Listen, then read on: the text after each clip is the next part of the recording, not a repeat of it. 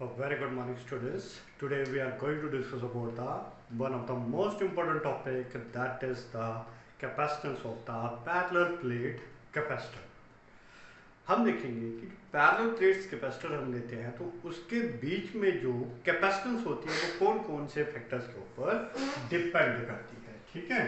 So for that we will consider the two types of the plates here. This is not only vertical lines, these are the plates like this. ठीक है. ये कुछ इस तरह से plates हैं जिनको हमने सिंपली वर्टिकल लाइन के थ्रू शो किया है. One plate will have the charge plus sigma, another plate will have the charge minus sigma.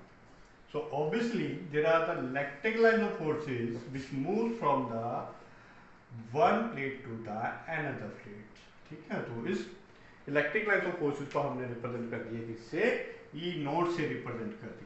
So we have to calculate the capacitance of this plate. For this we will take that separation between these two plates is D. So we know the formula of the capacitance, that charge per unit potential. तो हमें इस फार्मूले के बारे में पता है तो हमें क्या करना पड़ेगा, यहाँ पे मेनली B की वैल्यू को कैलकुलेट करना है. ठीक है.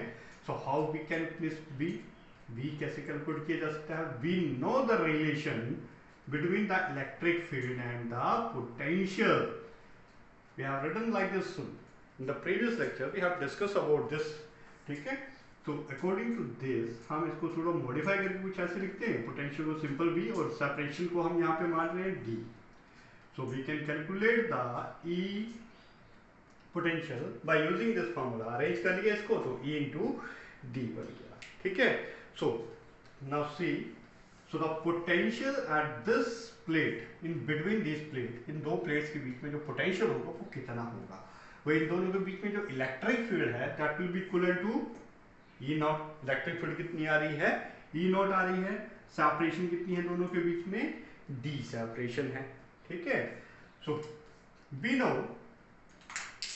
what that electric field intensity due to the infinite plane sheet. Infinite plane sheet की वजह से जो इलेक्ट्रिक फील्ड इंटेंसिटी होती है that is a sigma upon but epsilon naught. तो इसकी वैल्यू को उठाते हैं यहाँ पे सब्स्टिट्यूट कर देते हैं तो V will comes out to be sigma upon epsilon naught into D. Again the sigma is the surface charge density. Sigma क्या है, सरफेस चार्ज डेंसिटी. तो इस value will comes out to be charge per unit area. So substitute this value here. ठीक है. तो it will comes out to be Q upon A into epsilon naught into D. So by using these fundamental formulas we calculate the potential due to these two plates. इन दोनों plates की वजह से कितना potential create होता है. Now we will substitute this formula here. B की जो value हमने निकाली है उस फॉर्मूले को यहाँ पे सब्स्टिट्यूट कर देते हैं. So it will comes out to be Q upon A into epsilon naught into D. Now see here what will happen. Q के साथ Q cancel out हो जाएगा. So the capacitance will comes out to be A into epsilon naught upon D. That is the capacitance due to the parallel plate capacitor. इन दो parallel plate capacitors की वजह से कितनी capacitance हमारे पास यहाँ पे बन रही है. तो यहाँ पे ये शो कर रहा है कैपेसिटेंस जो है directly proportional to the area. Capacitance जो है एरिया के डायरेक्ट प्रोपोर्शनल. जितनी ज्यादा बड़ी प्लेट होगी कैपेसिटेंस उतनी ज्यादा होगी. साथ साथ में capacitance is inversely proportional to the D. अगर मैं D को कम करता जाऊंगा तो कैपेसिटेंस बढ़ती जाएगी. क्यों? क्योंकि ये नेगेटिव प्लेट है. तो जैसे मैं इसका सेपरेशन कम करूंगा तो नेगेटिव का इन्फ्लुएंस इसके ऊपर क्या होता जाएगा, ज्यादा होता जाएगा. मतलब यहाँ पे इस पोटेंशियल को डिक्रीज करेगा. पोटेंशियल डिक्रीज होता है तो इसका मतलब कैपेसिटेंस क्या हो जाएगी, इंक्रीज कर जाएगी. ठीक है. तो this one is all about the capacitance of the parallel plate capacitor. Clear हो गई बात ये.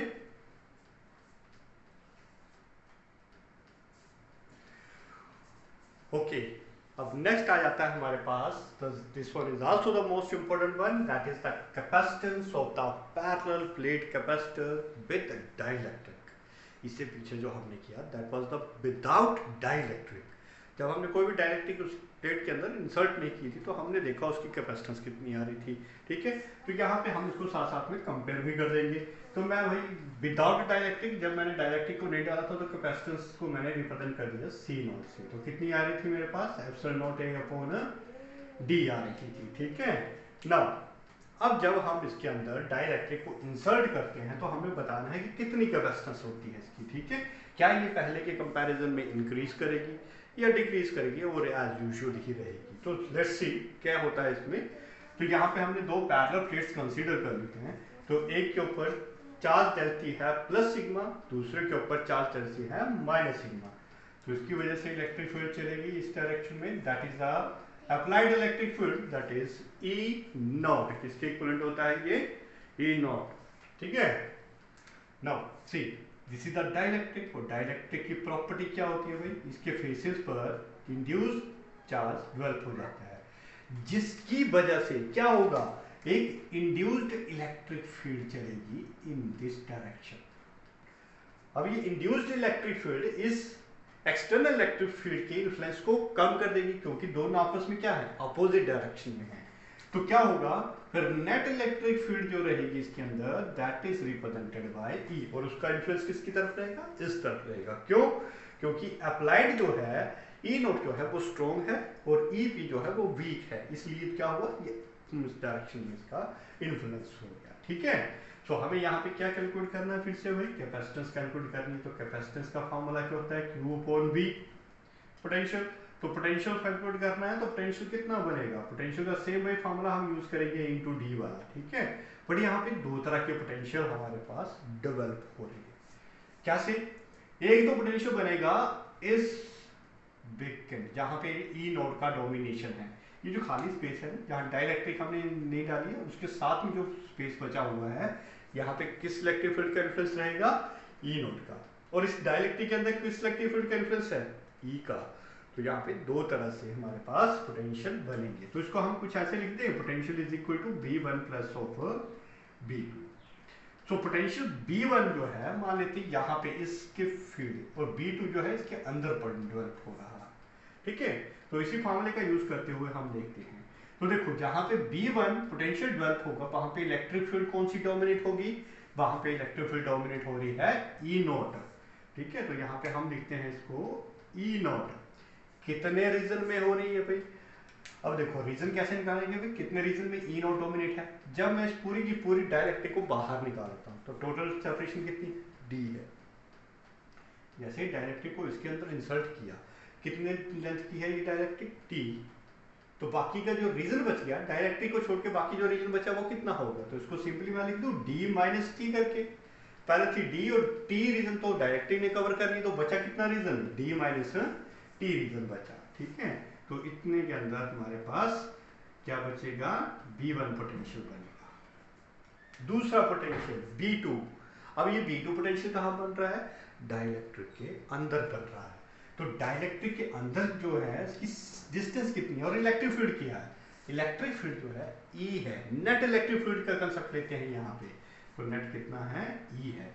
और कितने रीजन के अंदर ये डोमिनेट होगी, इस T रीजन के अंदर ये डोमिनेटेड रहेगी। क्लियर होगी बात की, B1 और B2 हमने कैसे निकाला, ठीक है। तो यहाँ पे अब इसको हम मॉडिफाई करेंगे, कैसे, by using the smaller formula. हमने फॉर्मूलेस पढ़े हुए थे, छोटे बेसिस फॉर्मूले पढ़े थे डाइलेक्ट्रिक कांस्टेंट के बारे में, किसके इक्वल होता था, that is applied electric field to that of the net electric field. तो इसका यूज करते हुए E की वैल्यू निकाल लेते हैं, E comes out to be E naught upon what K, आगे वैल्यू ये, इसकी वैल्यू को उठाओ इसमें सब्स्टिट्यूट कर दो, तो B will comes out to be E naught D minus of T plus of E naught upon K into T। यहां तक बात क्लियर हुई। अब इन दोनों में देखो कॉमन क्या आ रहा है, कॉमन आ रहा है दोनों में ई नॉट। तो हम क्या करते हैं, यहाँ से ई नॉट को कॉमन निकाल लेते हैं, अंदर बचेगी मेरे पास value D minus of T plus of T upon K. Now E naught क्या है भाई, ई नॉट इस प्लेट की वजह से इलेक्ट्रिक फील्ड इंटेंसिटी है, ठीक है। तो जिसका जो फॉर्मूला हमने अभी देखा किसके बराबर होता है, सिग्मा अपॉन एप्सिलॉन नॉट। और सिग्मा फर्दर हमने देखा किसके बराबर था, charge upon area, surface charge density थी ना।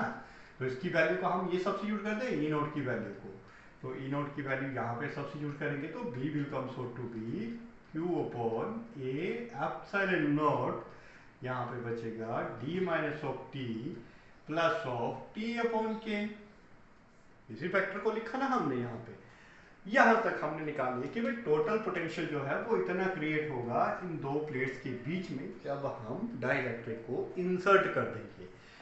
अब इस पोटेंशियल की वैल्यू को उठाते हैं, इस इक्वेशन में सब्स्टिट्यूट कर देते हैं सी वाले इक्वेशंस में, तो that will comes out to be Q upon B. अब बी की जगह पे लिखेंगे हम यहाँ पे Q upon A epsilon naught D minus of T plus of T upon K. ठीक है, सो सी हियर Q के साथ Q cancel out, A epsilon not ऊपर चला जाएगा, मल्टीप्लाई हो जाएगा यहाँ पे, ए एप्सिलॉन नॉट नीचे रह जाएगा, d minus of T plus T upon के बच गया।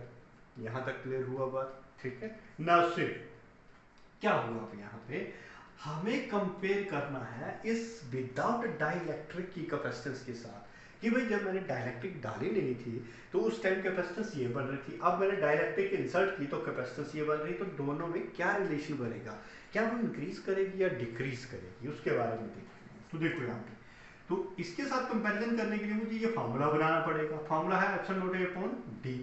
एप्सिलॉन नॉट ए तो मेरे पास अवेलेबल है लेकिन डी नहीं है अवेलेबल, तो यहाँ पे मैं क्या करूँगा, डी को कॉमन निकाल लेता हूँ, तो C will comes out to be A epsilon naught. तो d जब मैंने यहाँ से कॉमन निकाला तो अंदर फैक्टर बचा मेरे पास 1 माइनस यहाँ पे t अपॉन डी प्लस यहाँ पे भाई d नहीं था तो यहाँ पे भी d से डिवाइड करना पड़ा, d अपॉन के। अब ये factor a epsilon naught upon D, a epsilon naught upon D किसके बराबर हो गया, c नॉट के बराबर, so we can write it as that is equal to the c naught. तो नीचे बचा 1 minus of t upon D, मैंने क्या किया टी अपॉन डी दोनों में आ रहा था तो कॉमन निकाल लिया हमने यहाँ से। ठीक है, कॉमन निकाल लिया तो अंदर कितना बच गया, यहाँ पे 1 बचा। ठीक है, साथ में जब माइनस भी कॉमन निकाल लिया है तो यहाँ पे प्लस था, तो यहाँ पे क्या आना चाहिए, फिर माइनस आना चाहिए। ठीक है, अंदर बचा 1 अपॉन 3, तो that will becomes out to be the value of this quantity. यहाँ से इस वैल्यू से हमें यहाँ पे पता चलता है कि जो कैपेसिटेंस है C is greater than that of what, C not, क्योंकि K टाइम्स से वो मल्टीप्लाई होगा। क्या से होगा, तो उसके केस देखते हैं। केस 1 में मान लेते हैं कि T जो है वो किसके बराबर है, D के बराबर। यहां से आप इजीली से अंडरस्टैंड कर लोगे कि भाई कैपेसिटेंस जो है कि जब डाइलेक्ट्रिक डाल रहे हैं तो क्या हो रही है, इंक्रीज कर रही है कि डिक्रीज कर रही है, तो C है। हमने क्या माना कि डाइलेक्ट्रिक की स्लैब जो है एग्जैक्टली बराबर है किसकी, इन प्लेट्स की गैप के बराबर। समझ रहे बात? ठीक है, तो हमने यहाँ पे क्या किया, C is equal to C naught upon 1 S H, T की जगह क्या लिखेंगे, D अपॉन डी, अंदर कितना बचा 1 minus of 1 upon K, D से D कट गया तो C will comes out to be C naught 1 minus of, open कर दी bracket, 1 minus of 1 minus of minus plus 1 upon K, so 1 से तो 1 कट गया, 1 1 0 हो गया ये। ठीक है, तो ये बना C नॉट अपॉन 1 अपॉन के, तो ये के ऊपर चला जाएगा तो C will comes out to be C K, यानी कि कैपेसिटेंस जो है विद डाइलेक्ट्रिक के तब बनेगी जब आप विदाउट डाइलेक्ट्रिक कैपेसिटेंस को कितने से मल्टीप्लाई करोगे, के से, वेयर के इज द डाइलेक्ट्रिक कांस्टेंट, तब जाकर के यहाँ पे कैपेसिटेंस बनेगी किसकी, विद डाइलेक्ट्रिक की। तो यहाँ से हमें पता चल गया कि भाई C जो है ग्रेटर देन रहेगा हमेशा C नोट से, क्योंकि ये फैक्टर इससे क्या हो रहा है, मल्टीप्लाई हो रहा है, तो उतने टाइम ये इसको कर देगा, इसकी कैपेसिटेंस को इंक्रीज करवा देगा। ठीक है, इतना इंक्रीज करवाएगा जितना इसका डाइलेक्ट्रिक कांस्टेंट होगा। So this one is all about the capacitance of the dielectric, sorry question of parallel plate with the dielectric as well as the what without dielectric. Thank you all.